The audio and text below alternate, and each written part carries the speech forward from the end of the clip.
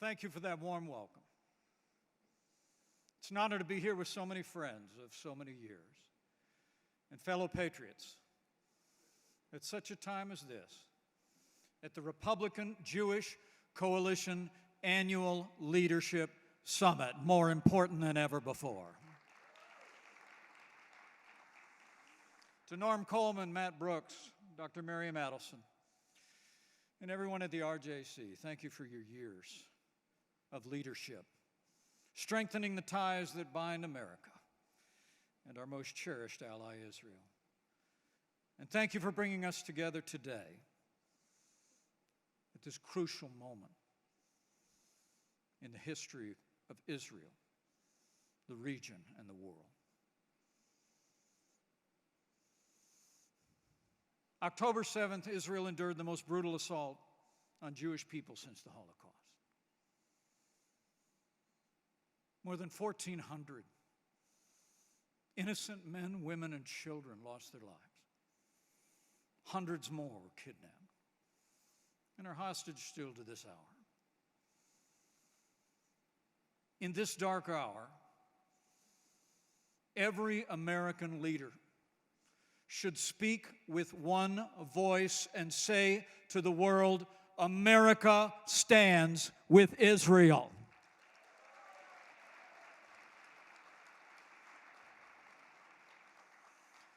We stand with Israel for the same reason the American people have always stood with Israel. We stand with Israel because her cause is our cause. Her values are our values. Her fight is our fight. We stand with Israel because we believe in right over wrong, in good over evil. And as believing Americans have for generations, we stand with Israel because Israel's very existence is proof that God's promises are true.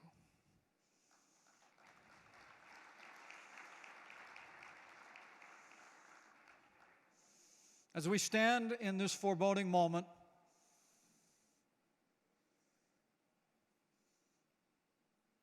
all of us who stand with Israel know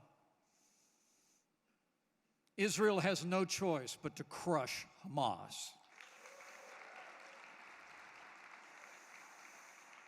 So America must stand with Israel today and tomorrow, and through every hard day of fighting until Hamas is destroyed once and for all.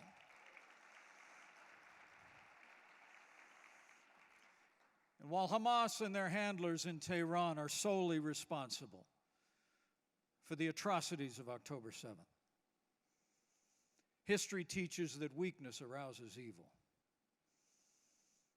And Joe Biden's weakness on the world stage, the disastrous withdrawal from Afghanistan, 2 years of appeasement toward Iran, and kowtowing to China have emboldened the enemies of freedom.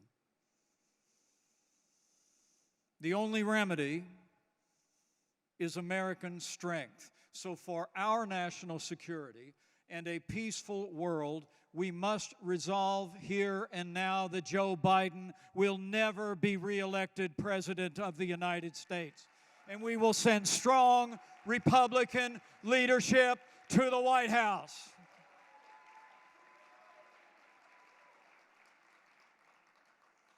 For the truth is, though immediately after the Hamas massacre, President Biden seemed to say the right things, that was then. This is now. Now we know the Biden administration has been pressuring, even threatening Israel to stay her hand. Consistent calls for restraint. Now, let me say from my heart to the President of the United States and his administration, President Joe Biden should end all talk of restraint and support Israel's right to self-defense unconditionally.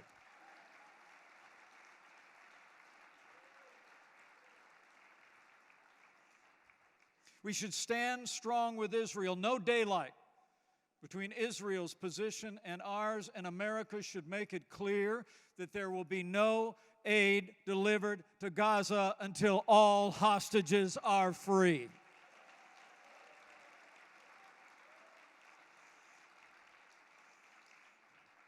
And because we know who holds Hamas's leash, this administration should impose snapback sanctions on Iran, should permanently freeze the $6 billion ransom, and put the mullahs on notice that any effort to widen the war through Iranian proxies will be met with American force.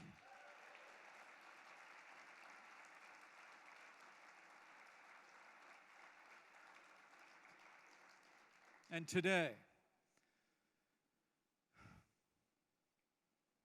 as the United States is experiencing the most explosive and dangerous demonstrations of anti-Semitism in our history,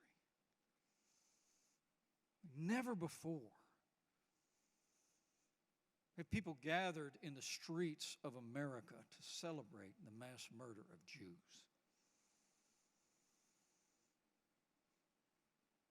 So I call on President Biden and every member of Congress, take immediate steps to condemn anti-Semitism in all its form and defund every university and college that allows anti-Semitic demonstrations on their campus.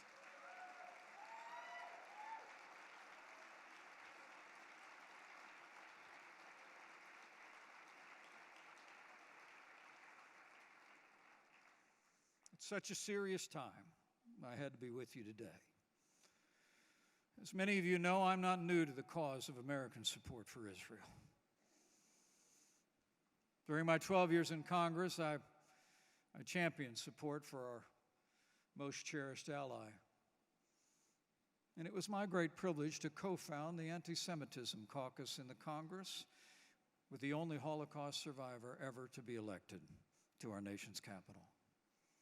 When I was governor of Indiana, I passed one of the toughest anti-BDS bills in the nation, and the time has come for a nationwide law ending BDS in America.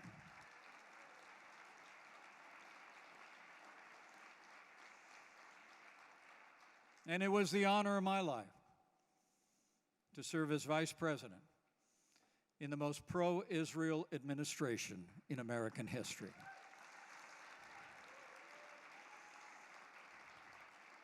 Our administration ensured that Israel would always have the resources and the strength to defend herself by herself. From our first day in office, we worked to strengthen the ties that bind the people of our nations together. And it was my privilege to be a part of that. But how times have changed. Under President Joe Biden, America has grown weaker, poorer, and less respected on the world stage than ever before. But the debate over America's future role in the world is not confined to differences between the two parties. I believe as we prepare to choose a standard bearer for our party, the question will not merely be who, but what Republicans will offer America in 2024.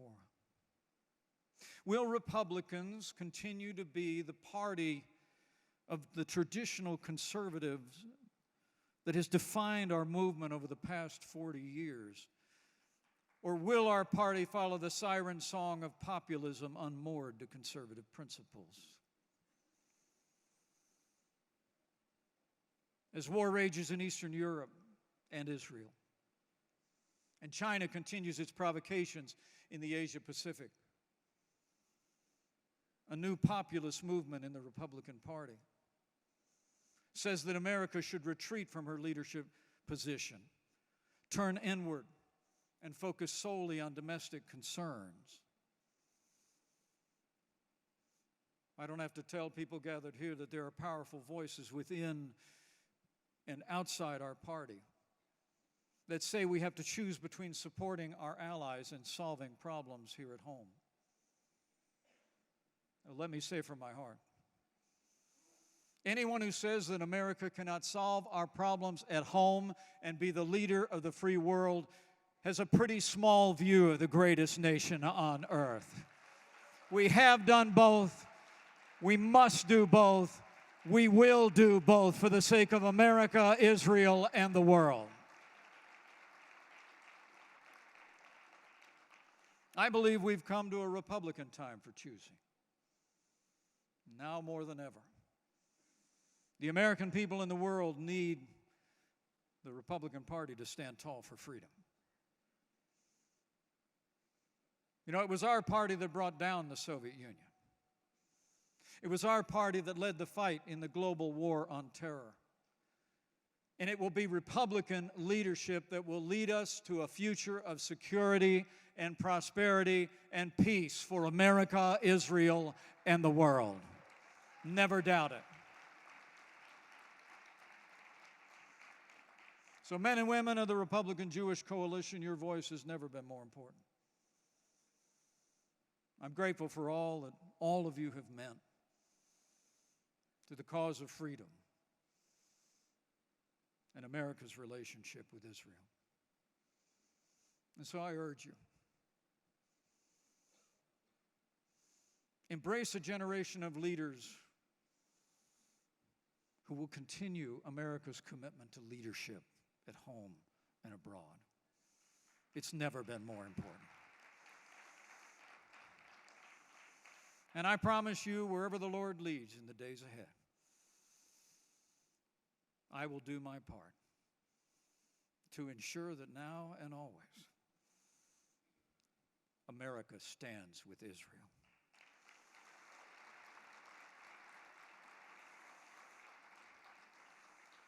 I came here to be with so many friends to express my unwavering support for Israel. But permit me to close on a personal note. Last June, I announced my intention to seek the Republican nomination for President of the United States because I believe this country is in a lot of trouble. I was raised to believe that to whom much is given, much will be required. And with everything our country is facing, I just couldn't sit this one out. But the Bible tells us that there's a time for every purpose under heaven. And traveling across the country over the past 6 months, I came here to say it's become clear to me this is not my time. So after much prayer and deliberation, I have decided to suspend my campaign for president effective today. Now, I'm leaving this campaign, but let me promise you, I will never leave the fight for conservative values, and I will never stop fighting to elect principled Republican leaders to every office in the land. So help me God.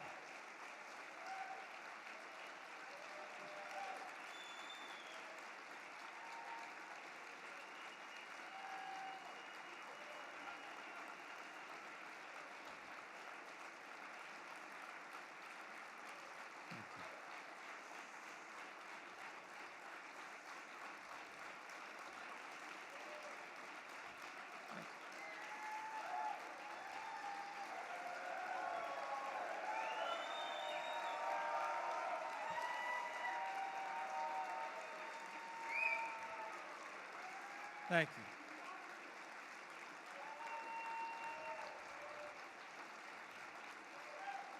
Thank you.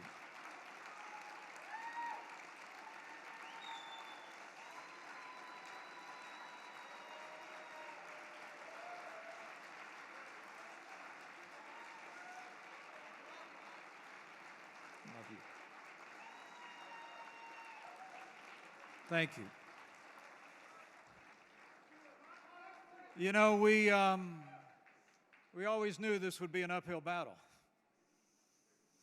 but I have no regrets. The only thing that would have been harder than coming up short would have been if we'd never tried at all.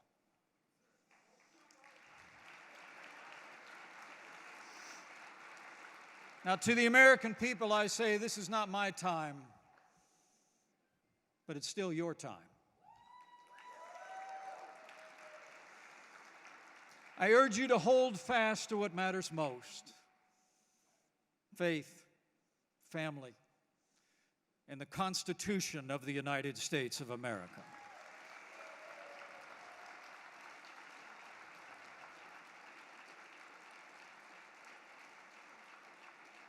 I'm proud that our campaign stood firm on America's role as leader of the free world. I'm proud that we embraced our party's historic commitment to limited government and the right to life. And I will always believe that we helped ensure that these principles and values remained at the heart of the debate over the future of our party. You know, for all my travels, I can tell you, the American people are the most freedom-loving, faith-filled, generous people the world has ever known. Your task is to give us government as good as our people again, and I know you will.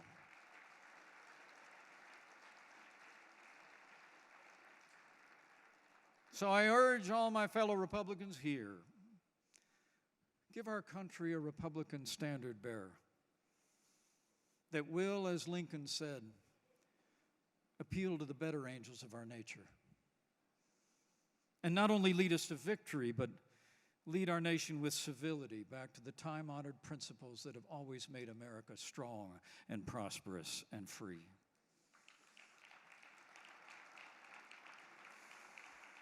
And as we leave this campaign, we do so with grateful hearts.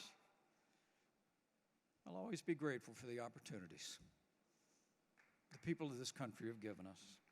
I want to thank our supporters across the country, our devoted campaign family, and our volunteers whose efforts and prayers have sustained us in this campaign and over the past 20 years. You will always be in our hearts. And let me thank you all for the opportunity of serving as your vice president. It was the greatest honor of my life.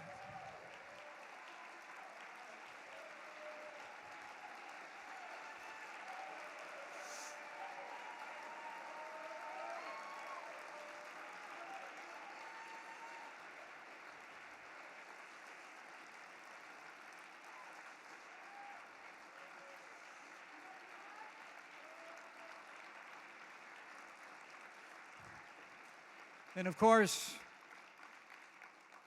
I want to thank my family, Michael and Sarah, Charlotte and Henry, Audrey and Dan, and my wonderful wife, Karen, whose inspiring faith, strength, and love saw us through all of our years of service. We did it all together, and I could not have done it without her. Would you join me in expressing your appreciation to the former Second Lady of the United States of America, Karen Pence?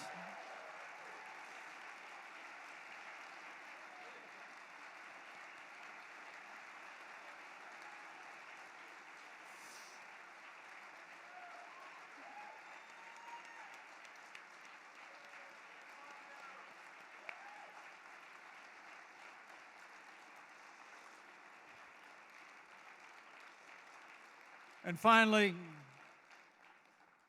we thank God for His amazing grace.